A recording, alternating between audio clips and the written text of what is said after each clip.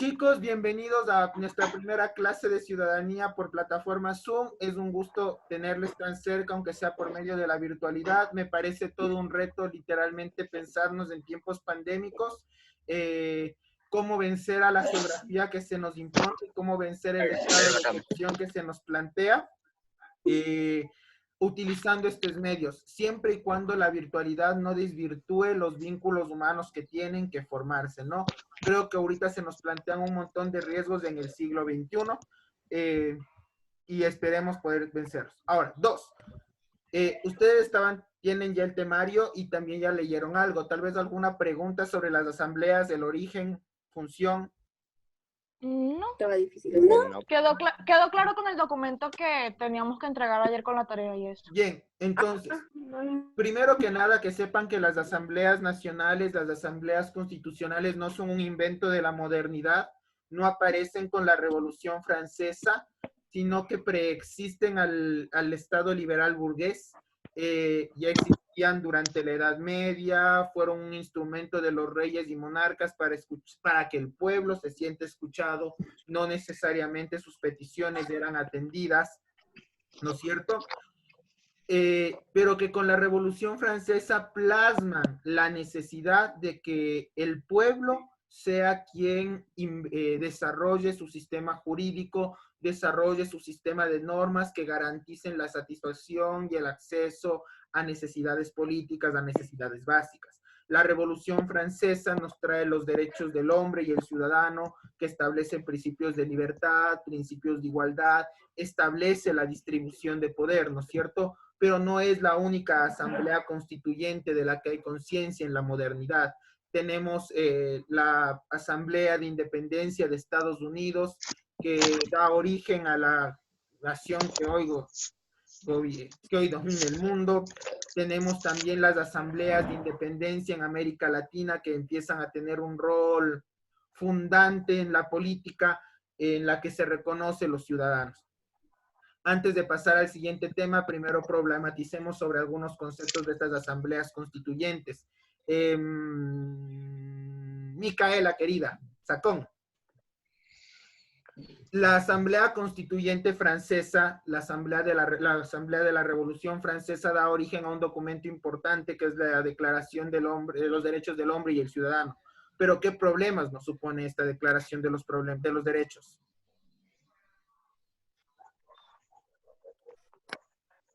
Ya que, o sea, solo son para hombres pero privilegiados y no son para todos los ciudadanos en sí, ni incluyen a las mujeres ni nada. Bien, volvamos a la construcción de ciudadanías. Vemos que el poder político establece quién puede ejercer ese poder a través de las asambleas constituyentes. Y es importante porque estos ciudadanos son los que deciden sobre quién recae el poder. Y cuando hablamos de poder, hablamos de sobre quién va a ser el soberano, sobre quién va a recaer esta autoridad. Y ese es el tema que nos convoca hoy. ¿Quién es el pueblo? ¿Cuál es el pueblo que convoca a las asambleas constituyentes? Chicos queridos, bienvenidos a mi clase. Un gusto tenerles cerca. Perdonarán, mi computadora es un poquito lenta. ¿Sí pueden ver las diapositivas? Sí. Sí. Gracias, gente linda. Bien.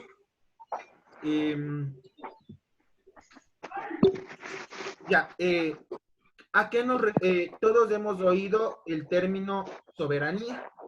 ¿A qué refiere el término soberanía? ¿Qué pensamos cuando escuchamos soberanía? Siempre hemos oído el soberano, o cuando estaba la cuestión de la reina de Quito, decíamos, Quito tiene soberana. ¿Cuáles son nuestras soberanas? Entonces, ¿a qué nos suena soberano? Chuquín, María, querida María Chuquín, ¿a qué nos suena soberanía? A un representante del pueblo. Victoria, muy bien, Victoria.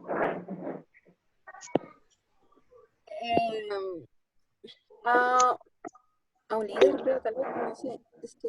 Puede ser. Iván, querido, ¿a qué nos suena soberanía?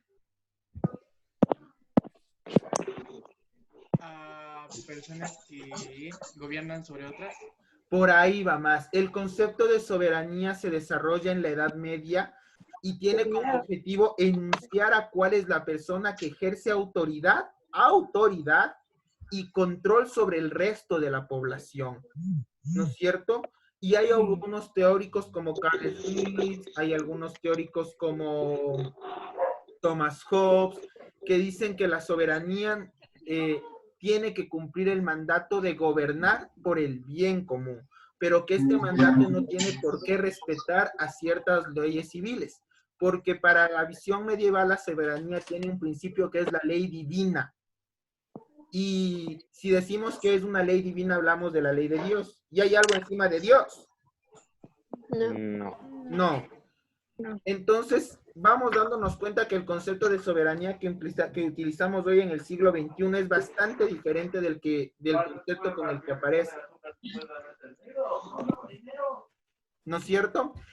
Este concepto va a mantenerse, este concepto de gobierno, de autoridad, que es un concepto que nos convoca a pensar un estado de violencia, se va a mantener inclusive hasta bien entrado el siglo XVI-XVII. Thomas Hobbes en su libro El Leviatán establece que la autoridad no tiene que respetar las leyes. Hobbes establece que es necesario tener un estado totalitario, un estado fuerte que permita regular la vida de los hombres para que estos no caigan en excesos. ¿Se dan cuenta cómo estas definiciones de soberanía construyen un estado totalitario? Un estado que irrespeta la vida de los ciudadanos, un estado que tiene como fundamento el control, concentración del poder. Siempre acuérdense de eso, porque esa concentración de poder obliga a que haya una población que necesariamente está sometida a una voluntad que no es controlada. Y si esa voluntad no es controlada, también se puede disponer al antojo de la vida y de la muerte.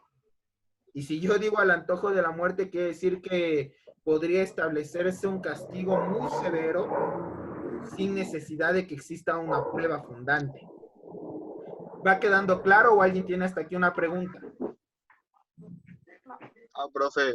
Bien, sin embargo, y aquí lo que nos conviene, todo esto va a cambiar. En 1762 aparece, en Francia, aparece uno de los padres de la Revolución Francesa, que ustedes ya lo tienen bien definido, que es Jean-Jacques Rousseau.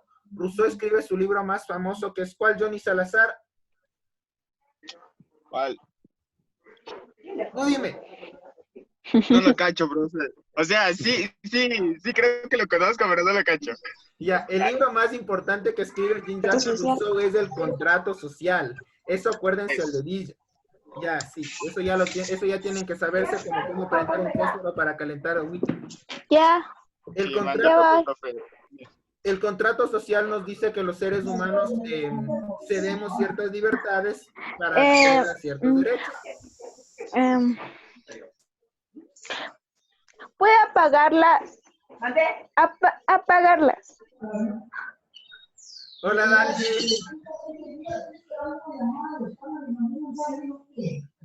Bien, mándale un abrazo de mi parte. El contrato social ya lo tienen claro. Garantiza sacrificamos ciertas libertades y accedemos a ciertos derechos. ¿Qué? Sí.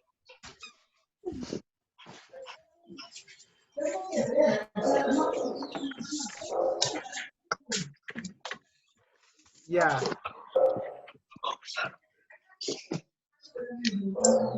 Ya, sacrificamos ciertas libertades para obtener ciertos derechos, pero lo que nos convoca es el concepto que él decide de soberanía.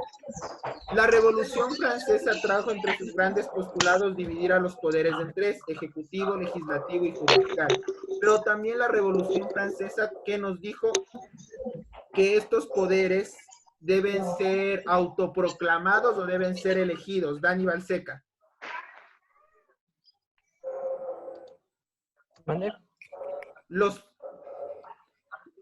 La Revolución Francesa, sus postulados al dividir los poderes, nos dice que estos poderes deben ser autoproclamados o tienen que ser elegidos. Elegidos. Bien. La Revolución Francesa vota todos los paradigmas medievales, entre ellos las ideas de totalitarismo y monarquía. Entonces Jean-Jacques Rousseau dice, sí, de acuerdo, el Estado tiene que ser gobernado. Hay un poder que gobierna al Estado y a quienes viven en ellos. Pero las decisiones de ese gobierno y quien toma esas decisiones tiene que venir de una voluntad colectiva. Esa voluntad colectiva se traduce en el poder del pueblo. Jean-Jacques Rousseau dice que la soberanía es el poder del pueblo. Jean-Jacques Rousseau dice que ese poder el pueblo lo cede a sus representantes para que lo ejerzan en su nombre. ¿Queda claro eso? Sí, Luis. Si alguien no lo tiene claro, diga con confianza. Yo no lo tengo claro, profe. Tampoco, profe. Ya, Yo tampoco. perfecto. Jean-Jacques Ya, Rousseau todos, lo que todos. dice es, el Estado es el conjunto de toda la población. El Estado está compuesto por cientos de miles de ciudadanos, ¿no es cierto? Entonces, no es justo que una sola persona tome decisiones por todas esas personas, siendo tan diferentes, siendo tan variados, teniendo tantas necesidades. Entonces lo que Jean-Jacques Rousseau dice es, todas estas personas conforman un poder común. Todas estas personas tienen derecho a participar en las decisiones que van a guiar la vida del Estado, la vida del territorio. Como todas estas personas son una partecita individual del poder, todas estas personas tienen que elegir a través del sufragio quién las va a representar. Todas estas personas tienen que elegir a través del sufragio a las personas que ellas creen van a tomar las mejores decisiones colectivas. Entonces, quien se le va a otorgar el poder es aquella persona que mejor represente esas necesidades. Por eso vamos a decir que el poder reside en el pueblo, porque ustedes eligen a quién va a tomar las decisiones que guíe su vida. El poder reside en el pueblo. Y esas personas no es que van a hacer lo que quieren. Esas personas representan las decisiones que ustedes quisieren que tomen. ¿No es cierto? Por eso uno de los instrumentos que surge a partir de la Revolución Francesa y que es tan importante son las asambleas constitucionales y constituyentes. Por eso tenemos una variedad de personas con diferentes ideologías en la asamblea, porque mis necesidades no van a ser las mismas necesidades que las de Kamiliaski. Las necesidades de Kamiliaski no van a ser las mismas necesidades de Alexandra Ninahualpa, no van a ser las mismas que las de Ian, no van a ser las mismas que las de José, no van a ser las mismas que las de Valentina. José tal vez quiera que haya discotecas hasta las 3 de la mañana. Los vecinos del sector van a decir, loco, yo me levanto a trabajar a las 5, a las 10 tómalo, déjalo. Y todos vamos a decir, loco, somos 20 personas que vivimos en el sector, necesitamos dormir a las 10. Entonces Jean-Jacques Rousseau dice, quienes tienen el poder o a quienes se les otorga el poder, tienen que actuar representando la decisión que mejor convenga a la colectividad. Creo que no sé si con ese ejemplo está más claro.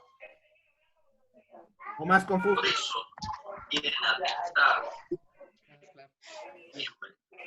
¿Más claro o más confuso? Más claro. Sí, más claro, ya lo entendí. Ya. Esa voz es de Emil Velasco. No. Bien. Entonces, quedando claro que la soberanía se define como el poder del pueblo, la capacidad de decisión del pueblo. También quiero problematizar a Jean-Jacques Rousseau, porque la teoría no es tan bonita cuando se problematiza y es necesario problematizarla. Si bien Jean-Jacques Rousseau dice el poder, es la soberanía, es el poder del pueblo, es decir, que cualquier presidente no venga y nos imponga sus políticas, que nos terminen matando, Jean-Jacques Rousseau también tiene un pequeñísimo defecto cuando habla de la soberanía, y es que dice que la soberanía es el poder del pueblo mayoritario. ¿Por qué eso es problemático, José querido? ¿Me podría repetir, por favor? ¿Por qué es problemático que Rousseau diga que la soberanía es del poder del pueblo, pero la soberanía es del poder del pueblo mayoritario?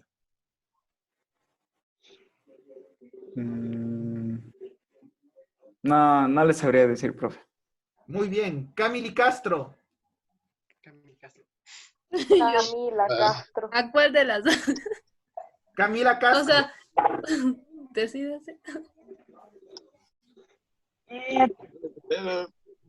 Yo creo que es porque como el pueblo puede elegir, ellos ya no pueden tener ese poder de darnos eligiendo algo así, que nosotros ya podemos controlar algo así.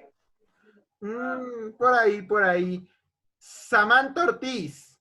¿Por qué es problemático que Jean-Jacques Rousseau diga el poder la soberanía es del poder del pueblo? Esa es la parte maravillosa. Nosotros tomamos las decisiones, elegimos a quien toma las mejores decisiones, pero ¿por qué es problemático que continúe luego diciendo que es el poder de la mayoría del pueblo? Bueno, yo creo que a lo que se refiere con el poder del pueblo mayoritario, yo creo que se refiere a las altas élites, es decir, que solo la nobleza y el clero pueden decidir sobre nosotros. Muy bien. El principio de soberanía que plantea Rousseau es un principio discriminatorio, porque él dice que tomemos las mejores decisiones para la mayoría. Y yo les pregunto, ¿qué pasa con las minorías?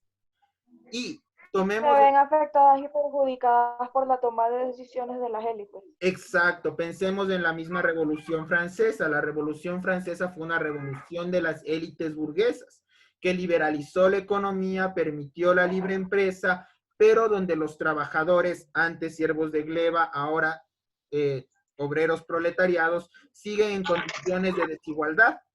La riqueza sigue concentrándose en pocas manos.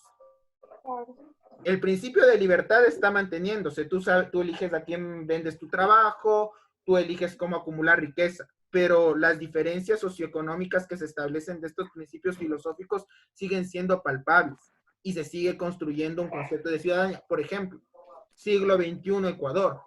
¿Quiénes acceden a las campañas políticas? ¿Quiénes acceden a los partidos políticos? ¿Será que los grupos más vulnerables están representados en las participaciones políticas? No. Entonces es bien conflictiva esta participación. Además, en el mismo siglo, frente a Rousseau, aparece otro teórico que se llama Sieyes, que él plantea en cambio la soberanía no del pueblo, sino la soberanía de la nación. Él dice que en la nación todos tienen derecho a la representación, incluso las minorías. Claro que por ahí Sieyes tiene algunos errores, pero él dice los representantes deben representar a las minorías y hay que quitarle poder a las mayorías burguesas. Claro.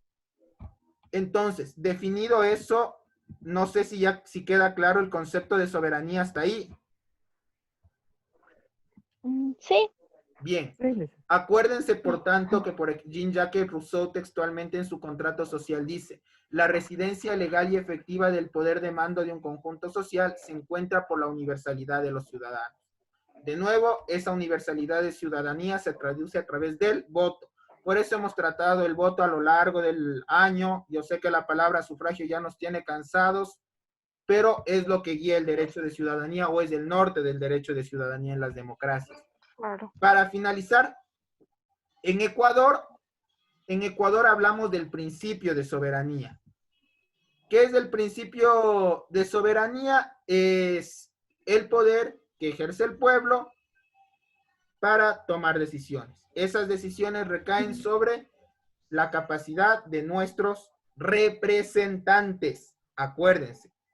Sieyes mismo dice, los representantes, dice textualmente, Sieyes dice textualmente, los parlamentarios son representantes, no son gobernantes. Los parlamentarios son representantes, no son gobernantes. ¿Por qué? Porque un gobernante toma las decisiones que le da la gana en beneficio de quien le da la gana. El representante tiene que Tomar la opinión de todos para ayudarlos a todos de la misma manera. tomar la Sin excluir a los opinión grupos de vulnerados. quien elegido, exacto, tomar la opinión de quien le ha elegido. Entonces, por ejemplo, nuestra Constitución dice: la soberanía radica en el pueblo cuya voluntad es el fundamento de la autoridad y se ejerce a través de los órganos del poder público. Lo que decíamos, la soberanía radica en el pueblo, ustedes tienen la decisión, ustedes tienen el poder de elegir quién quiere que les represente, ustedes tienen el poder de elegir qué decisiones quieren que tomen, ¿no es cierto? Cuya voluntad se ejerce a través de los órganos del poder público. Es decir, lo que ustedes desean, ellos tienen que representarlo. Lo que ustedes quieren, ellos tienen que hacerlo. Y todo eso está regulado por la Constitución. Nadie puede venir a imponernos normas. ¿No es cierto? Eso sería básicamente el principio de soberanía. ¿Por qué este principio de soberanía es importante? Porque cuando hay desigualdad social, cuando hay grupos vulnerados, cuando hay grupos aislados, se vuelve importante buscar reformas. Las asambleas constituyentes francesa aparece como la necesidad del pueblo de encontrar una solución a la concentración del poder del rey, como la forma de encontrar una solución a la falta de libertades, como una respuesta a encontrar soluciones a las crisis económicas. Se dan cuenta que el feudalismo no funciona. Se dan cuenta que no es bueno que tengan que obedecer ciegamente o tengan que guardar silencio. Y aparece una constitución que les da derechos. Y aparece una constitución que habla sobre la distribución de la riqueza. Aunque es desigual, habla también de cambiar el orden de los impuestos. Por eso aparecen las constituciones en el mundo. Vean la constitución del 2008 en el Ecuador. Hablamos de una constitución súper revolucionaria porque hablamos de un mundo en el que hay contaminación del agua, se están extinguiendo las lenguas, se están extinguiendo los pueblos y nacionalidades. Hablamos de un mundo en el que no hay derechos y la constitución del 2008 recoge esas demandas del pueblo.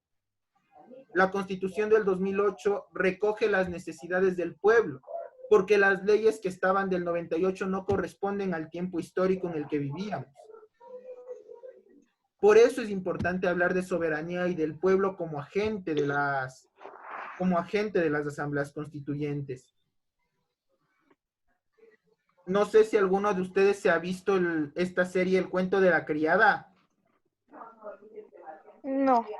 Yo les recomiendo que se vean en esta serie Estados Unidos deja de existir porque considera que las mujeres tienen que cumplir su mandato biológico y un día les despiden a todas las mujeres a futuro, o sea, es en pleno siglo XXI. Les despiden a todas las mujeres, les clausuran sus cuentas y un día deciden reclutar a todas estas mujeres como criadas que en el término de la serie son parideras de los hombres y mujeres estériles que dirigen la nación. Y se abole la antigua constitución. Estos grupos que van a estar siempre en constante vulneración van a tener derechos, van a tener una búsqueda inalcanzable de derechos. Y esos derechos se van a plasmar siempre a través de los reclamos, siempre a través de una voluntad popular que se manifieste en conformidad y que tarde o temprano va a explotar en revoluciones como la francesa, como la de independencia de Estados Unidos o las latinoamericanas, y van a convocar a asambleas de participación popular o asambleas constituyentes que establezcan normas de juego, que establezcan constituciones que digan no, son personas iguales, no, tienen estos derechos. La Asamblea Constituyente recoge esas necesidades y las traduce en un documento escrito que permita que nadie vulnere el acceso a satisfacer esas necesidades. ¿Está claro, chicos? Sí. ¿Alguna duda? No, Licen. ¿Algún insulto, comentario, sugerencia? No, profe. Profe, yo una cosita que le iba a decir. En realidad el nombre de Rousseau se pronuncia Jean-Jacques. Gracias, querida. Yo estoy pésimo para los nombres. Pero gracias. Jean-Jacques Rousseau. No hay de qué, profe. Gracias, gracias. Y también creo que si ella no se pronuncia así, pero lo importante es que tengan la idea. Pero muchas gracias. Yo ya les voy a mandar la actividad por Iducay en unos momentos para que la realicen y totalmente agradecido con su participación. Chicos, chicas, chiques, yo les extraño un mundo, literalmente espero que en septiembre nos volvamos a ver Hasta eso les Ojalá. mando todos mis abrazos y toda mi energía positiva. Gracias, profe. No olviden que si necesitan algo, que si tienen algún problema, estoy al alcance de un clic o al alcance del Idukai, no importa. Yo, por mi parte, chicos,